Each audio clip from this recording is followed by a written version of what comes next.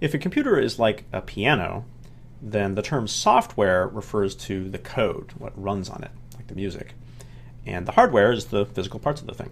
So in this section, I'm going to talk about hardware, the physical parts of a computer. So probably one of the most important inventions of the 20th century is the transistor. And this is a little electronic component that could be used to build all sorts of different things. The most common form of transistor today is built on what is called a chip. And here's a picture of a chip that I'm linking to from Wikimedia. And so a chip is made of a little fingernail-sized piece of silicon. And then different electronic components can be etched onto the silicon. And this allows you essentially to make the components very, very cheaply. So the most common component put on here is transistors, and you can make all sorts of stuff out of transistors.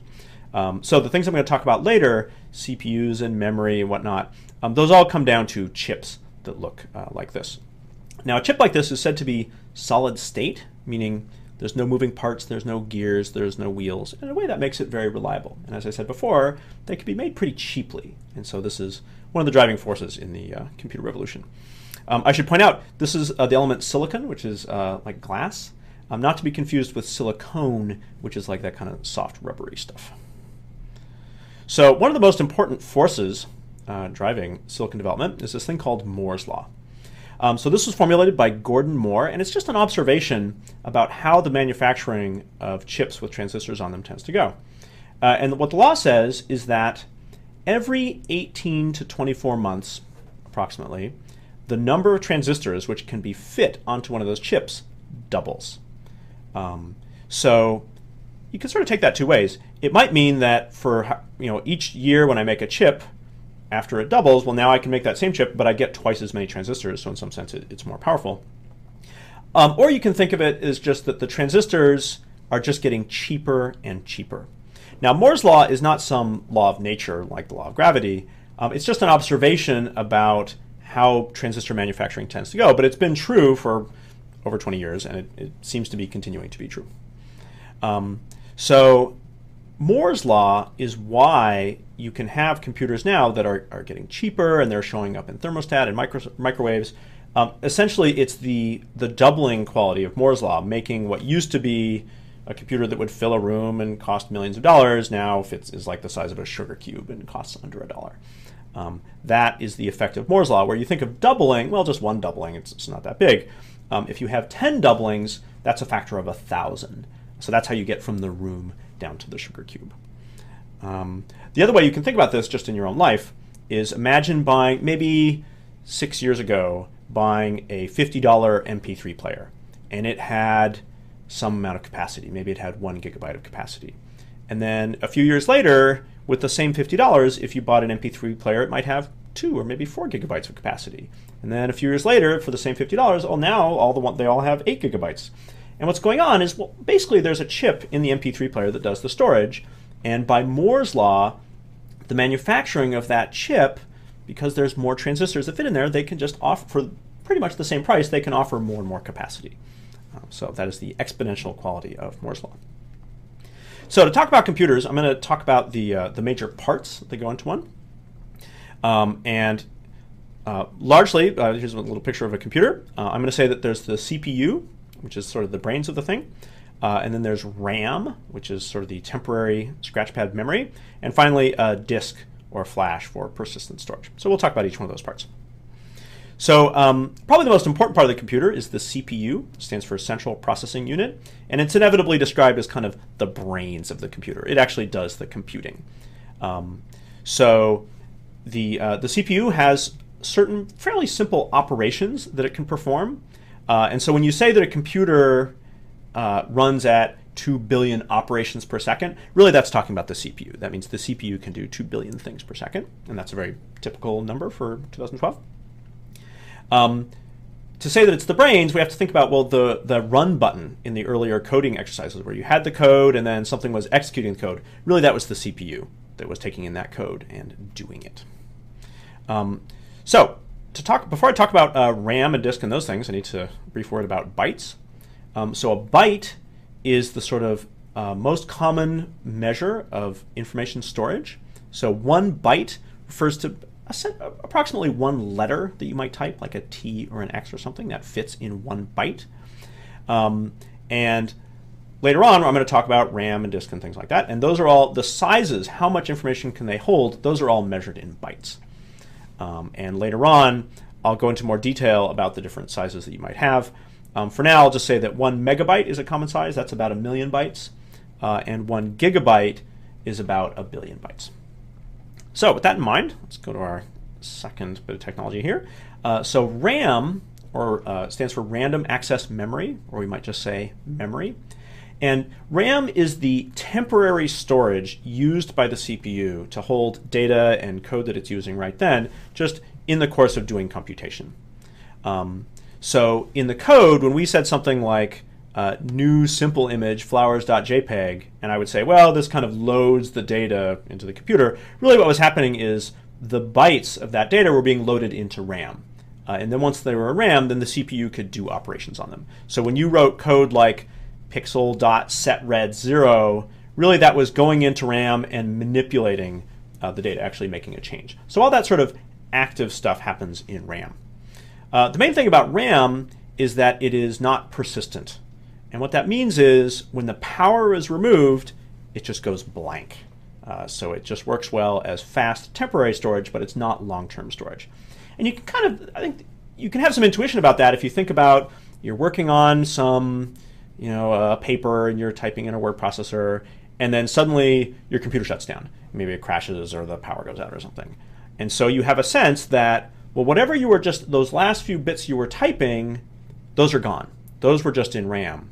And the version that you have is the version that you saved. So in a word processor, when you hit the save command, really what you're doing is you're taking the version that it's in RAM, this kind of temporary version, and you're writing it to disk. And so and disk is something we'll talk about in a second. So that kind of gives you the sense of, well, what does it mean to be persistent like disk or volatile like RAM?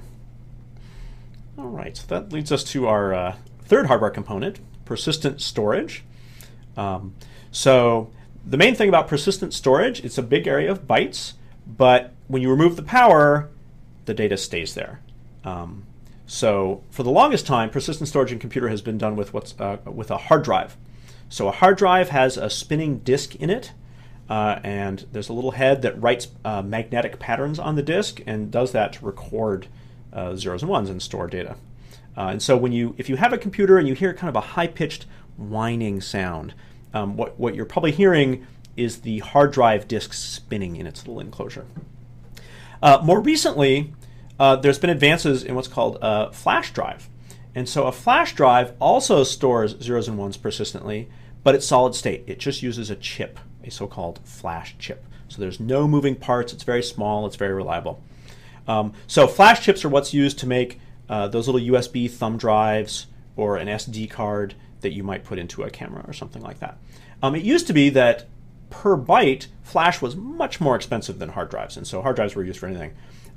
Sort of following the pattern of Moore's law, flash chips have been getting cheaper and cheaper, and so it may be that the hard drive kind of dies out for day-to-day usage. Like we don't need it, we can just use these chips. So it remains to be seen. So when you've got a hard drive or a flash chip that just has this big area of bytes to do persistent storage, just on its own, it's not really ready for the user to use. Usually what happens is the hard drive or the flash drive is organized as what's called a file system. And so the file system is just a way of organizing this big area of bytes and giving it that sort of familiar structure of files and folders, and they each have names and you can move them around and stuff. And so a file is really just a way of taking some area of 100,000 bytes and assigning a name to them, saying, well, look, this is flowers.jpg. Flowers.jpg, that name refers to these 100,000 bytes, and then the user can copy it or move it around or whatever. So the file system just facilitates for you seeing what data you have on there and moving it around and organizing it. So that's our quick introduction. So actually what I'd like to do is show you just pictures of actual hardware. So this is a picture of a motherboard. So this is a computer, a shuttle computer I bought in, I think, 2008, and then it broke. So it became my little demo computer. So this is a cheap computer, about $200 with all the parts. So this is the motherboard, all the electronic components plug into. And right here in the middle is maybe the most important component. That's the CPU. So we'll zoom in on that. So if you kind of zoom in and look at the CPU, so this metal package has the CPU chip in it. And I'm going to flip it over. If you flip it over, you see there's all these gold pads here. So the CPU is the most complicated chip on here, and so it has a very large number of connections, electrical connections to the motherboard. And so then I can look again at my Wikimedia image, and now you can appreciate, well, so there's these little tiny wires around the outside. So these connect to pads on the package, the gold pads we were seeing, and then inside the package, they connect to little tiny spots around the chip in order to get the electricity into the transistors on side of here. The other thing I'll point out here is this copper thing. There's a second chip underneath here. This is called a heat sink. And so the chip, because it has electricity running through it, it can heat up. And so there needs to be a way of dissipating that heat. And so this is made of copper. Copper is really good at conducting heat. And so by just sort of bolting that on there, it keeps the chip cool enough to operate.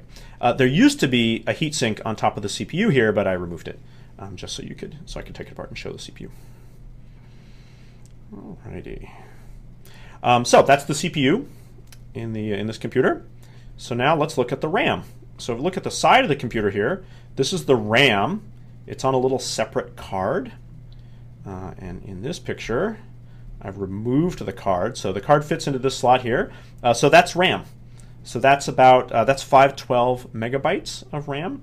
This is some years ago. You probably couldn't buy a RAM card that small nowadays. So you can see there's two chips here, and then there's two more chips underneath the stickers. So this was made with 4 chips. Probably by Moore's law, when this card was manufactured a few years before, it probably used to be 8 chips. And then by Moore's law, they can fit more onto each chip, and so they could just save money. So for the same 512 megabytes, they could use fewer chips, so it's cheaper. So that's what we have, CPU and RAM. So the last thing we need is persistent storage. So for this computer, persistent storage was provided by this. This is a hard drive. So this is a 3.5-inch hard drive, very typical size for a desktop computer. So this is where there's the spinning magnetic disk in here. And this connects to the motherboard by this little SATA cable, which is a standard thing. So those are the 3 parts of a computer. That was a $200 computer, and it sort of did everything you'd want a computer to do. More recently, now we've got this alternative to the hard drive. So this is a USB flash drive, or sometimes called a thumb drive. So it's tiny, and I took this one apart. And so if you look inside of it, this is a flash chip. So this is the chip that just stores persistent data, little zeros and ones, as little groups of electrons. So this is the thing that's competing with the hard drive. So this is a 1 gigabit chip, so it stores 1 billion bits. And later on we'll look at how many bytes that might be. So that's a thumb drive. This is an SD card, which is just a similar, just an alternative to the thumb drive. It's really just it's the same technology, it's just a different shape, basically. So this is the sort of thing you would use inside of a camera. So as a last example, looking at that big computer, so one of the effects of Moore's law is that you get these cheap little computers that can sort of fit into different places. So a little computer on a chip is known as a microcontroller. And the idea is that instead of having all these separate chips, you can fit the CPU, the RAM, and the persistent storage all onto one chip. And it's not going to have a lot of power, but it's going to be cheap. And Moore's law has made that possible. So microcontrollers now, you can buy essentially the whole computer for under $1, and it's just on the one chip. So these are the kind of computers, or I should say microcontroller, that you would find in a thermostat, or they're probably scattered around your car doing little computer functions. So a neat example of a microcontroller is this guy. This is an Arduino board. And this is a free and open source board used by artists or hobbyists or just for kind of playing around. So this here, this is the chip. This is the microcontroller. So it has a little bit of RAM, a little bit of CPU, and a little bit of persistent storage, just all on there. And then it's put on this board with some other support chips. So this is a USB chip, and it's got some power chips here to just make the whole thing work. So you can buy a version of this, I think, for about $20. And the idea is it's just a little computer So it can read sensors or switches or control little lights or whatever. So it's just kind of a fun way to play around and make like an art project or something like that. So if you like working with your hands and you like wires, then this is another form of computer that might be good to play with.